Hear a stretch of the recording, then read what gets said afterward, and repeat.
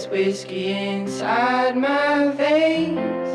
I'm feeling heavy and I can't explain how I feel for you. You got me dizzy and feeling. Hola, nois i noies, com esteu? Espero que estigueu molt bé. Jo ho estic, soc la Juliana Canet, cada 15 dies vinc aquí a la llibreria Ona i gravo una mica de vídeo per vosaltres parlant de la meva experiència lectora. Soc a la Boqueria i estic molt nerviosa perquè fa literalment només 2 dies o 3 dies vaig venir aquí mateix, aquí darrere, en aquest escenari amb aquestes taques negres, a presentar la col·lecció de llibres Brunzits. Anem a pams, perquè si hi ha algun lloc on explicar la moguda de la col·lecció és aquí, en aquests vídeos. Bàsicament, jo sempre he estat una nena molt lectora. A casa meva hi havia bronques reals amb el tema de llegir, perquè és que jo llegia a totes hores, sense excepció. Llavors això suposava literalment un problema de convivència, perquè jo llegia a l'hora de dinar, llegia a l'hora de sopar, llegia al cotxe, em marejava constantment caminant, o sigui, m'encantava llegir, era literalment el meu univers. I els meus pares a vegades m'havien de frenar, en plan, bueno, ara castigada 3 dies sense llegir perquè són les 5 del matí, demà vas al col·le a les 8 i estàs encara llegint el teu putollit, però ho hem de frenar. Per tant, vinc d'una infància d'haver llegit moltíssim, i a més quan era nena que no sabia llegir, els meus pares em llegien cada nit abans d'anar a dormir, per tant vinc d'aquesta mena de casa, no? Anàvem a la biblioteca i ens emportàvem, no és broma, les bosses aquestes de supermercat així dures que són reutilitzables, plenes fins a dalt de contes. Llavors jo quan em van començar a preguntar, que això comença a passar bastant d'hora, què volia ser de gran, ja vaig començar a dir que jo volia treballar de llegir. Més que res perquè me n'adonava que, o sigui, el que et deien tots els grans era pensa el que més t'agrada i trasllada-ho al que t'agradaria dedicar-te, no?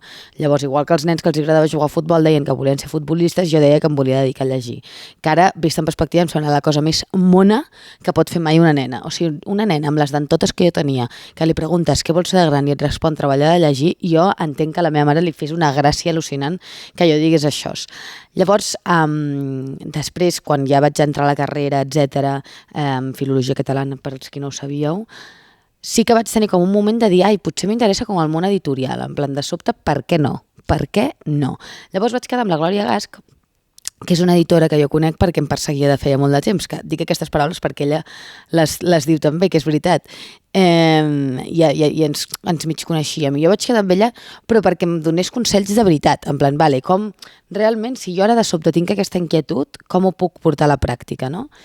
I llavors, evidentment, com que tinc molta sort, perquè és evident, però com tinc els seguidors que tinc el que tinc, em va dir, mira, això s'aprèn, és un ofici que s'aprèn fent-lo, és com ser fuster, s'aprèn estant al costat d'un fuster que ja en sàpiga i és un ofici que s'aprèn així, fent d'aprenent, i jo et dono l'oportunitat de ser-ho. Un privilegi absolut, superagraïda a la Glòria, he tingut molta sort, sé que hi ha molta gent que no té aquesta sort, que ha de lluitar molt més per aconseguir les coses, però mira, jo, escolta, el que no faré és dir que no només perquè hi ha gent que no té aquesta oportunitat. A mi, no sé, a mi em va fer molta il·lusió i en aquell moment m'hi vaig llançar de cap. I llavors, o sigui, el que em va passar és que vaig pensar en gent que em feia il·lusió llegir-li un llibre. Llavors, bàsicament, l'única cosa que uneix la gent que escriurà Brunzits és això, és una col·lecció de tot de gent que a mi em fa il·lusió que escrigui. Llavors vaig començar amb l'Ofèlia Carbonell, que potser la coneixeu del podcast Gent de Merda, i perquè fa molts anys que ja escriu articles, escriu als blogs, etc. I jo tenia moltes ganes de llegir-li alguna cosa així més llarg, una ficció, una novel·la curta, etc. Sent conscient de que és una primera novel·la i que una primera novel·la és una primera novel·la. Com a titular diràs fluix, no, hi ha moltes coses darrere d'aquest titular. Però bé, vaig decidir que volia com poder llegir un llibre de l'Ofèlia i per tant vaig demanar-li si podia ser i volia ser el primer llibre de la col·lecció i ella va dir que sí. Llavors ha sortit ja Fuster i Resina, que és el llibre que bàsicament he estat llegint i no només aquest mes, sinó que me l'he estat llegint molt sovint, constantment, perquè l'he hagut de llegir molt, i parla una mica, bueno, és com una espècie d'autoficció, dic una espècie i no una autoficció directament perquè l'Ofèlia vol posar distància distància amb algunes coses, però evidentment parteix d'una experiència de l'Ofèlia 100%, que és bàsicament la inquietud aquesta de com gestionar en realitat la teva vocació, no? I les teves passions, especialment quan és una vocació tan relacionada amb una cosa artística, perquè en el cas de l'Ofèlia es tracta de la música, que sempre et posa en una situació, en situacions incòmodes, perquè moltes vegades n'has de malviure, perquè moltes vegades no hi ha uns estàndards de com s'ha de tractar aquesta, o sigui, de quina ha de ser, no estan regulades les feines, no, etc. Vull dir que si el teu somni és ser advocada, en general els processos estan molt més clars i després un cop també treballes tot està molt més clar, em penso.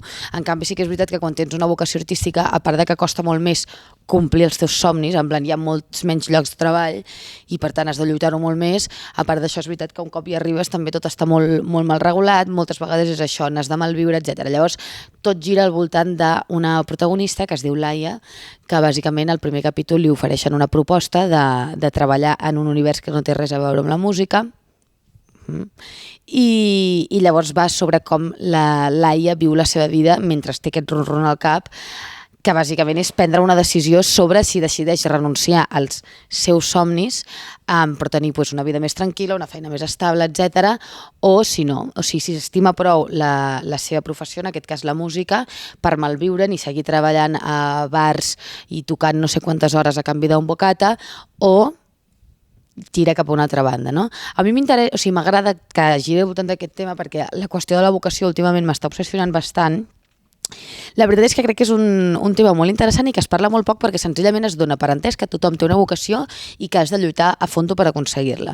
A mi, o sigui, jo sento que jo tinc una vocació molt clara, per exemple, amb el tema de xerrar, i estic superdins de lluitar-ho fins a aconseguir-ho 100%, en plan no em cansaré mai. Però també entenc que hi hagi gent que es cansi i s'ha de poder cansar la gent també.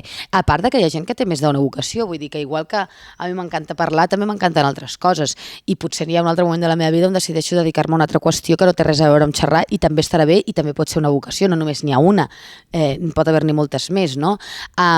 Després hi ha gent que no en té cap, que això és una cosa que a mi em peta el cap perquè no ho puc entendre, però hi ha un tipus de gent que no té vocació, no hi ha més. Jo tinc persones al voltant que no tenen cap passió exagerada, saps? Vull dir que tot els està bé, però tampoc és com no, jo vull fer això 100%, és el meu somni, és el meu màxim objectiu. I llavors el que han fet és senzillament escollir una feina en qüestió de tenir en compte el tipus de vida que volen tenir, no? Pues jo vull treballar des de casa perquè tal, o jo vull treballar a Barcelona i en un despatx perquè mira, pues vull estar... Jo què sé, saps? Vull dir que, bueno, i a part hi ha un tipus de gent que senzillament escull la feina per pura necessitat, vull dir, hi ha moltes variables, no? I està bé parlar-ne, i està bé que tothom expliqui la seva perspectiva i que no sembli que l'única opció legítima és tenir una vocació molt clara i lluitar saco i malviure'n i estar 50 anys dedicant-hi a cos i ànima cobrant 2 euros l'hora i després un dia que et vagi bé, no? Bueno, o que mai et vagi bé, perquè a més és que l'altre és això, que l'única opció possible sembla ser que és lluitar i aconseguir-ho, però també pots lluitar tota la vida i no aconseguir els teus grans objectius o no aconseguir triomfar d'aquesta vocació que tant t'agrada. També et diré que el llibre de l'Ofèlia també parla una mica d'això, no? De què és l'èxit i què és el fracàs, que tot això és superrelatiu, evidentment, i que depèn moltíssim del punt on estiguis de la teva vida, de les prioritats que tinguis en aquell moment, etc. No ho sé, a mi m'agrada, em sembla que és interessant, em sembla que és una bona primera novel·la, em sembla que l'Ofèlia farà coses infinitament millors i que vosaltres podreu dir que vau llegir el primer llibre. A més, hi ha una il·lustració a la portada de Martí Melcion que em fa molta il·lusió perquè crec que al final també segueix una mica la línia de gent que a mi m'agrada i em cau superbé i que tinc ganes de, en aquest cas, veure en una portada, Martí Melcion, allà està. A part, és veritat que crec que el Martí i l'Ofèlia tenen una manera de veure el món d'alguna manera similar, almenys parteixen molt des del mateix punt de sortida, no?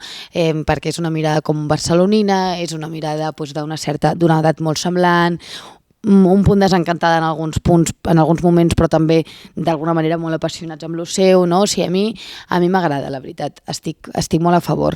I res, estic molt emocionada, estic molt contenta, m'agradaria que compréssiu el llibre, potser no ho feu, per no passar res si no ho feu, i ja està, és una mica això. El vídeo d'avui és només això, parlar de la col·lecció de Brunzits, que em fa molta il·lusió que per fi hagi sortit, aniran sortint altres llibres, I res, això, que vagi molt bé. Moltes gràcies per seguir-me, perquè sense vosaltres literalment això no seria possible. És a dir, no és una exageració, és que és literalment, no podria sortir tot això, jo probablement no tindria feina i llavors, tindria una altra feina, no?